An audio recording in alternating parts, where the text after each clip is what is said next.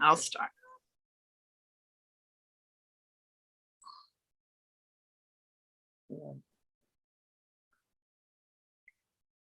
Says no. Now it's redirecting. We're on YouTube. Okay. And now we're recording to the cloud.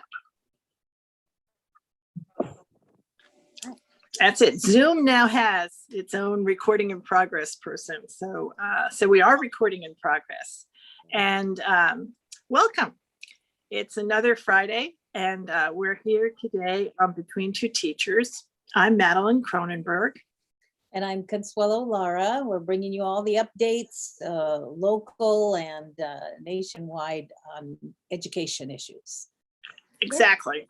At first, we have to give our land acknowledgement as we pause to acknowledge that we have gathered today on the ancestral territory of Hui Chin, part of the unceded land of the Chochenyo and Karkan speaking Muwekma Ohlone people.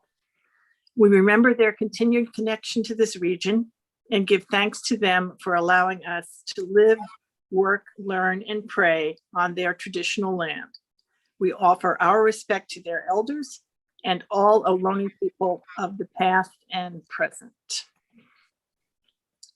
And maybe soon we'll have a school called Chochenyo Middle School. Yes, that's right. Could happen. Could happen. So I wanted to talk today about what's going on in education in throughout the country.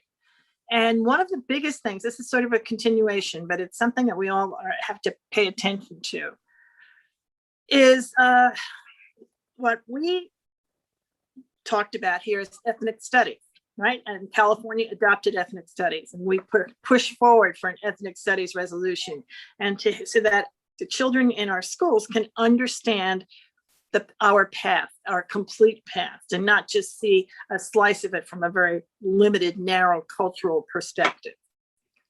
And so the term that's been thrown around a lot right now, rather than ethnic studies, is critical race theory. And more states, mostly Republican states, but in particular, last week we talked about Florida. This week we want to mention Texas has passed a bill against critical race theory being taught in their schools. So they want to perpetuate everything as it has been taught in the past. Wow. I know. Yeah. I know. It's just like you're choosing to teach something that you know is not true. Exactly. And by omission, you're just wiping out a whole bunch of people, their history, their contributions. It's a horrible thing. It's just a horrible thing to happen. It is. I mean, it's the whole thing is, okay, we taught it the way we taught it because that's what we did, but we know now. We should have known better then, but we really know better now. So you can change it. But that's not happening in our red state. So we need to really be focused on that and understand that it's that there's tremendous pushback against it, and it's continuing to grow. The reopening issue throughout the United States. Let's see if I've got this. Now we've gotten past all of the things around. Let's see. No, that's not it, but I'll use this one next. We've gotten past the issues on the vaccine. People are getting vaccinated. Now, as they're looking about coming back, the big issue is what states and what schools will require children to wear a mask. And that's actually a much better place to be than where we were before, right? But it is an issue, and California parents are involved in it, and across the country, really across the world, people are looking at, do we need, once everybody's vaccinated, is there a reason for you to have a mask? You don't wear a mask in your house with your family who are all vaccinated, but you probably need to wear a mask when you're in a train or you still have to wear a mask if you're on a plane, right? Because the truth is you have no idea who's vaccinated and who's not. That's right. Yeah. Right. But that's the the big conversation now is around masking. Okay. And the other interesting conversations have to do with school board recalls. Let me just point that out, because I think this is also a consequence of the pandemic. Because when you look at the numbers, here, I've got it here.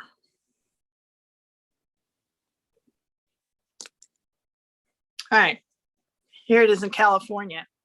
In California right now, there are 14 school districts, really 15, which is unheard of. 15 school districts recalling their commissioners, so that 41 is really higher, because there's one that they don't count here that I know is also having a recall. They're out collecting signatures. So it's Cupertino, Elk Grove, Fremont, Union, Los Gatos, Saratoga, Lucia Mar, Mount Diablo, San Francisco, San Juan, San Ramon, Santa Monica, Sunnyvale, and West Sonoma. And Fairfax is the other one that I know is on this list. Right. And what they have in common is a frustration on the part of the people who have started the recall around how quickly the students were brought back to full-time instruction or any in-class instruction. That's really the main issue that they've got. And it is moving ahead, and they had a meeting only last week. The Facebook group that I got this picture from has been formed for 1 week. Wow. Wow. And those numbers after, are those the numbers? The number of trustees that they're recalling. So they're targeting That's how many. Whole board, or just one person on there who voted? Sometimes there's only one that's eligible to be recalled. You can't recall somebody who just got elected. Oh, okay. So they are, very focused on the certain ones that can be recalled. Okay, that's what that means. And then it says we are democratic. What's that supposed to mean? That's what they're saying, that they're bipartisan, that they're just parents that are mad about the recall. They're mad about getting back to school. I mean, the other, I need to do that. The other issue, let's see if I have this. I have his picture. Yeah, here it is. All right, this is Open Schools California. They're the ones that are doing it. And they started a new organization, and it's basically families and child advocates in other states should follow suit. And what they're talking about is being aggressive around making sure that schools reopen. So the two people that were in here, and this was a Twitter feed, are a woman named Megan Bacigalupi, who is the founder and executive director of Open Schools California. And one of their advisors, Trustee Phillips of West Contra Costa Unified. Advisors. Yes, he's an advisor of their organization. And Ms. Bacigalupi is the executive director. And what they said is, Mr. Phillips said, it's time for a new direction, a definition of education reform. This pandemic exposed what many students and parents already know. There is unequal access to high quality public education in California. Well, we know that reform is another word for, charter schools. That's the whole charter school movement. They talk about reform. And the other thing about this is it's very anti-teachers unions. Yes. That's really important to know. Yes, that is, I mean, the subtext is that the reason the reason that all these districts struggled with opening up as quickly as some other districts really had to do with the demographics of those districts and the issues that the bargaining groups, that the employees felt were legitimate issues around their safety and the safety of the children and families that they served. That's what it came down to. Yeah. That's what it came down to. But this is what's left of the battle around the pandemic. So this is the pandemic is leaving this behind. We're going to have this for a long time. People have used it politically. Yeah. And I consider this just a basic attack on public education in general. So that's what we have to be aware of. So there's, yeah, it's terrible. Okay. It's a sad story. The other thing that happened in funding, let's see if I have that picture. In funding, Mr. Newsom, our governor, has offered some money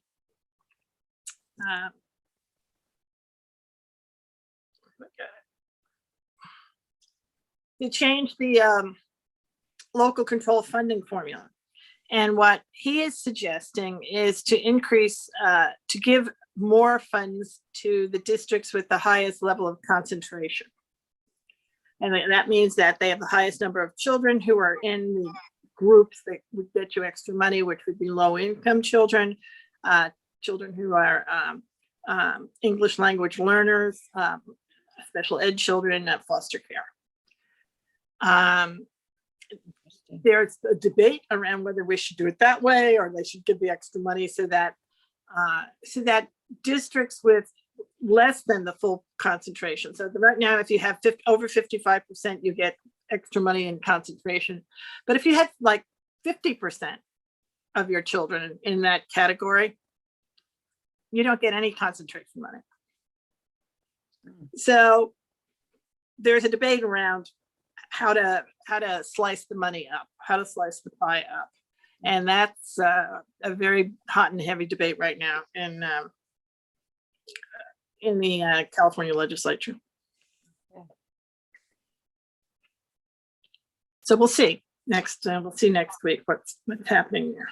Okay. Yeah. Okay, but so you tell us about what's happening in the county. In the county. So I want to talk a little bit about our last board meeting. It was a good meeting. And we, of course, went over our LCAP for the Golden Gate School, McKinley School, the Court School, and the community school. And one of the concerns some of us had is the academics, specifically reading levels, because it was exposed last meeting. The reading levels, some of them, and these are high school kids, are as low as 3rd grade. And what's happening? What are you doing about it? And so, and to have that as part of the goals that are, that are set for the budget.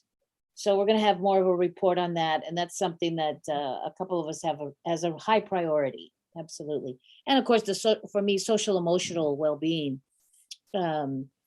And that we wanted that reflected in the budget as well. So that was good. And your children are truly the most vulnerable because these are the children who are now in the court system of the county. Yes. Right. Yes. So these are, you have the most vulnerable children when they're in the district, but now they have left their district because they are they are really at a point in their lives where big changes are being made. Exactly. Right? Exactly. So it really needs to be, and it does sometimes just narrows down to social emotional issues in the family and with the child, right. So they need all that right now. And I'm sure hoping that this one-time funding, that's what they use this for, is that social emotional well-being. There's people are really hurting. So that you're right. It's the most vulnerable children. So that was one big presentation there. And then TUPE, the tobacco use prevention education, they've been around for a long time, haven't they? And the young lady who gave the presentation, I saw that presentation, Ms. Mason. I knew her from her days teaching at Lavanya Dijon. Oh, for heaven's sake. Actually, I've known her since she graduated in 1998 from El Cerrito High School. Oh my goodness. Well, she obviously loves her work, and she was great.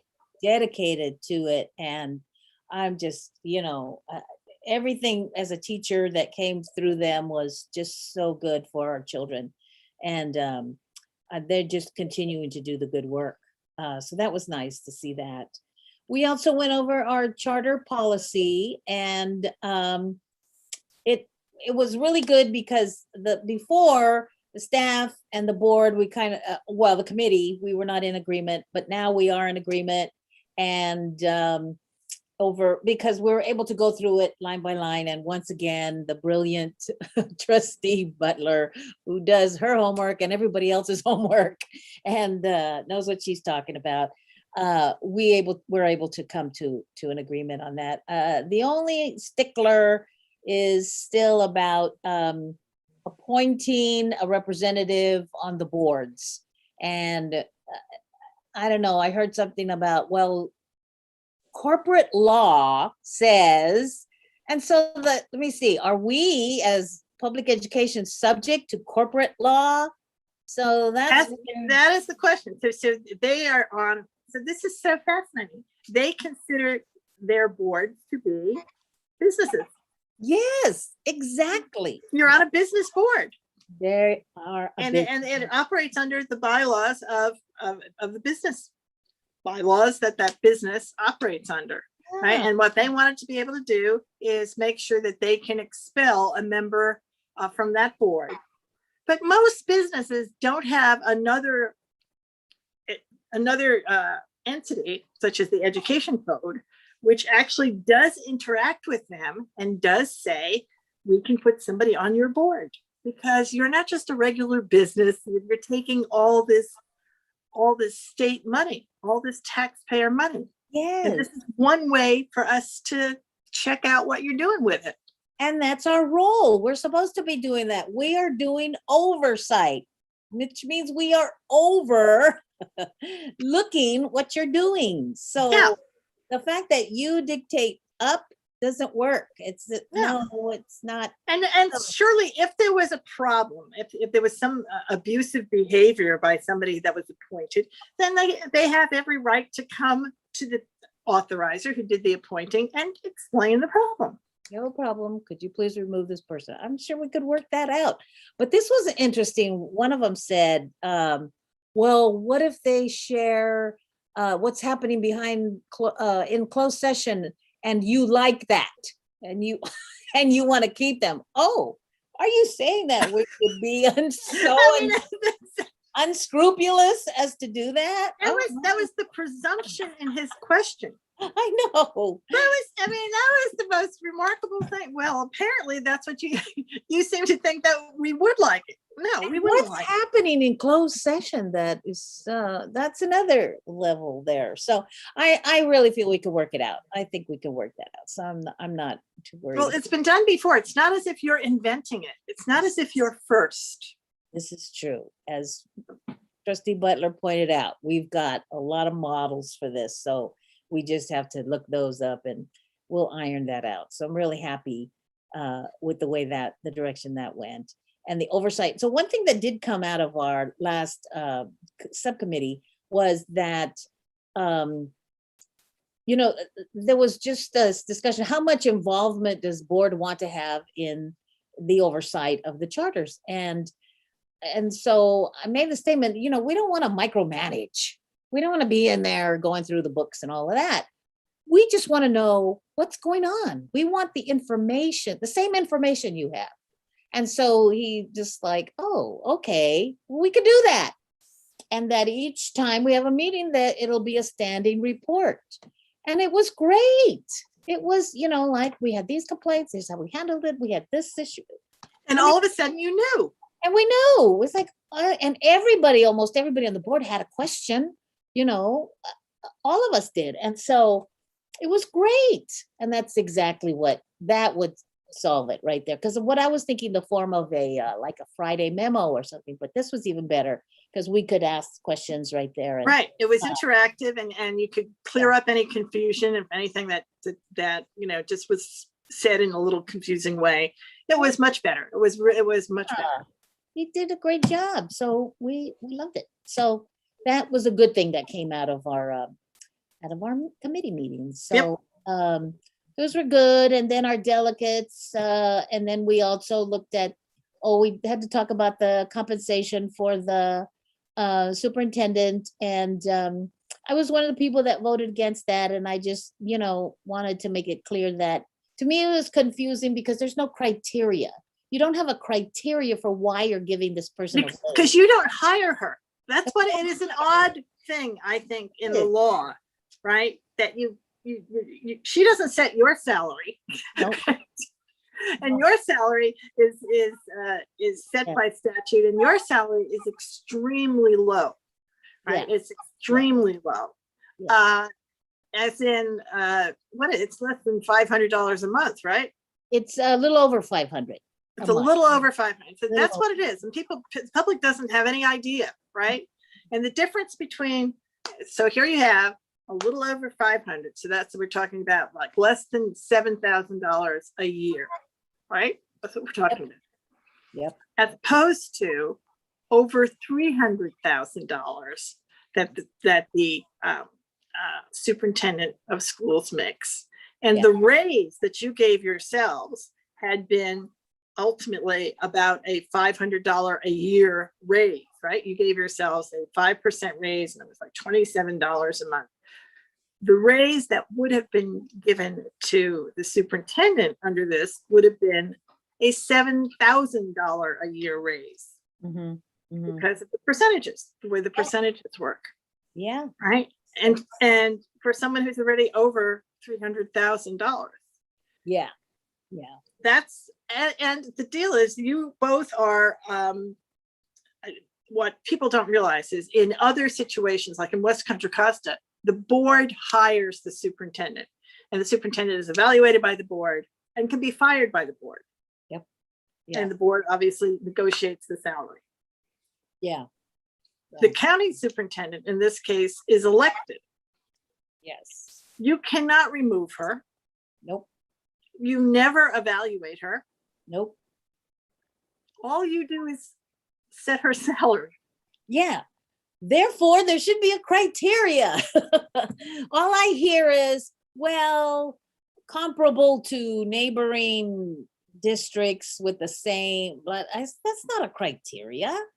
That's, so I until such time if we have, maybe we talk about this in our goals and mission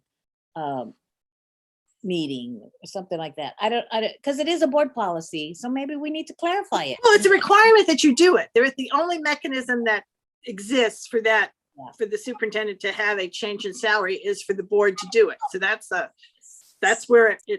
It lives. Yeah. Right. That's where it lives. So, so the question is whether or not, what the conversation needs to be around that, whether it needs to be around values. I mean, sometimes there are superintendents who recognize that their salaries are so much higher than the staff that the teachers and classified workers that they employ, that and that they go into negotiations with, that they simply don't accept a raise. Oh yeah, we had a superintendent, didn't we, in Wisconsin? Can happen. And they do it simply because they say it's not fair, and I don't feel comfortable asking for a raise or accepting a raise. And they just said, take it off the agenda. I remember having somebody he said, no, don't put that on the agenda. I'm not going to accept it. Very good. So there are many approaches here. Yes, many ways to do it. So we'll probably discuss it further. And well, next year you will anyway, even if it's really done now. Maybe not now, but and then the superintendent was not there that day. She had a family situation to deal with. So the update wasn't, we didn't have the update, but one of the things she was going to share was about the equity presentation, because the last meeting we looked at the equity policy. And we said was we wanted to know how much of it are they doing, how is it implemented? And so she was going to do that at this meeting, but was not there. So hopefully we'll see that next time, because I'm very interested in that. That's a very important thing. Equity is the big issue these days. Right. And and then our board standing committee reports. I just continue to talk about our big event, which is now Tuesday, June the 15th at 6:00. And we're getting more and more momentum and support for that. And UTR is supporting, United Teachers of Richmond. This is it. Cancel the test. There we go. And it's information, that about this movement, and information for parents. And we're also considering on down the line doing one only in Spanish so that we can get to more parents in our communities. Right. Very exciting. So that's made that announcement at the board also. So that was our board meeting. Yeah.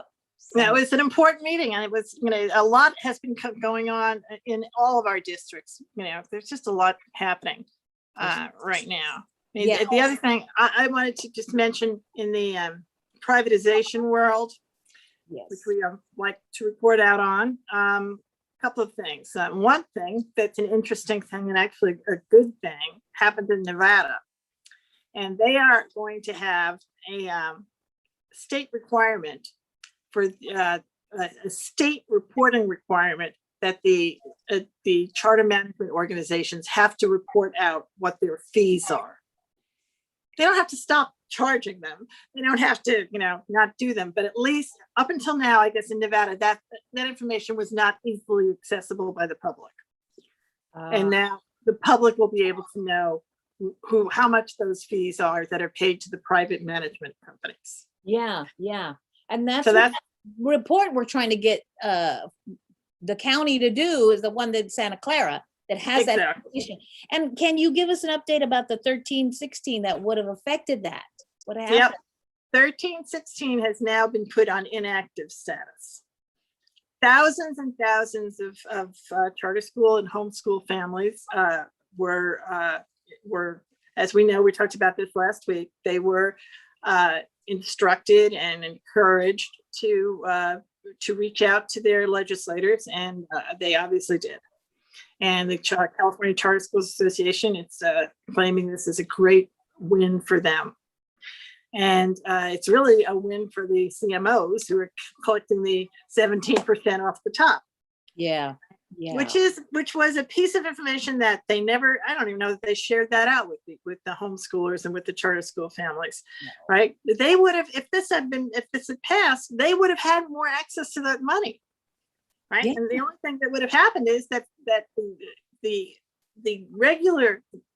purpose of charter schools, which was to have been for teachers and families to wanted to bring up an innovative idea to start a charter school, they wouldn't be inhibited by the loss of the charter management fee, because that was not what they were in it for, right? But the charter management fee in California marches on, and so do all the loopholes that existed to allow that the millions of dollars that were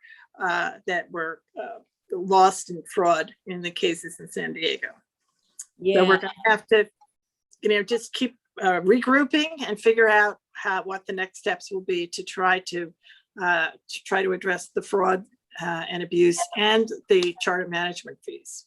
And we need to push that report again to have it done at the county level. I don't think I've brought that up yet, did I? No, but that you should. That's right.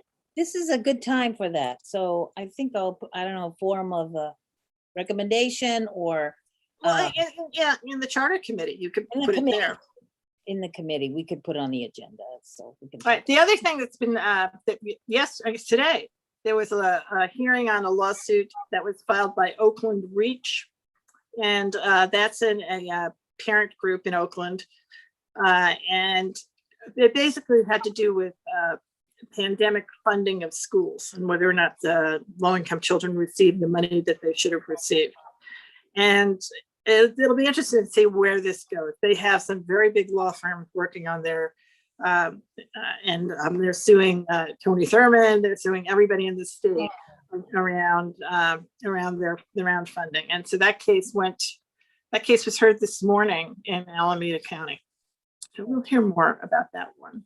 Yeah, funding's a big issue in West Contra Costa, as are facilities. We've got that's a big issue. We'll know more about that. The facilities issue is alive and well. It's for those of us who've gone down the path and talked about facilities for a long time. This is just, it's a continuation of the conversation. And the big simple fact is that California and infrastructure, this is what they're talking about in Washington. Yeah. The United States did not keep up with infrastructure in any way. Right. Right. So schools haven't been rebuilt, roads haven't been rebuilt, bridges haven't been rebuilt. The only way anything's ever been rebuilt is if you pass a bond measure, and it's never enough for everybody. Never enough. Right? It's never enough unless you're in a really wealthy community that just says, of course we'll pay for it because it's just for us. We'll just write a check. Right. I mean, that literally does happen. So anyway, that's going to continue on. We have to continue to do our action alerts. I mean, I should give a shout out to CCSA because they really came through with their action alerts. They did it. They convinced the elected Democrats to vote against every possible appropriate instinct around how to keep fraud from happening against our children, and just to step away and say they were afraid these guys were going to primary them or oppose them at the ballot box. And those Democrats are going against the Democratic Party policy when they do that. Yep. The platform, read it, Democrats. They are, but They are But, going against it. but they organized. They Yeah, they really, did. really organized, right? They did. They did. And that's what happens. And that's why it's important to do the action alerts and to organize and to put energy on it. And when we don't do it, when it's just like the recall, if you don't show up, this will happen. Yeah, This is a perfect example yeah. of that. So, So all of the organizations, the California Teachers, the NEA, the California Federation of Teachers, the Retired Teachers Association, the PTA, the Network for Public Education, they all have, here's their list. Let me see if I've got it. They all have important things to say. Here they are.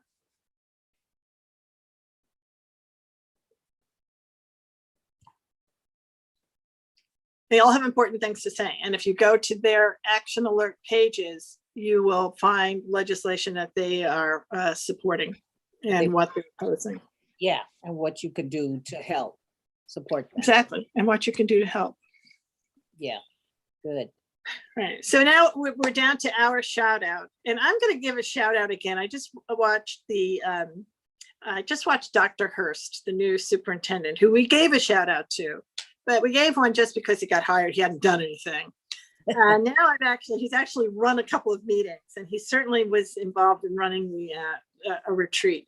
And the thing that he said that impressed me, that earned him his shout out, was he recognized how exhausted the West Contra Costa staff and team are. And they have had an enormous number of meetings.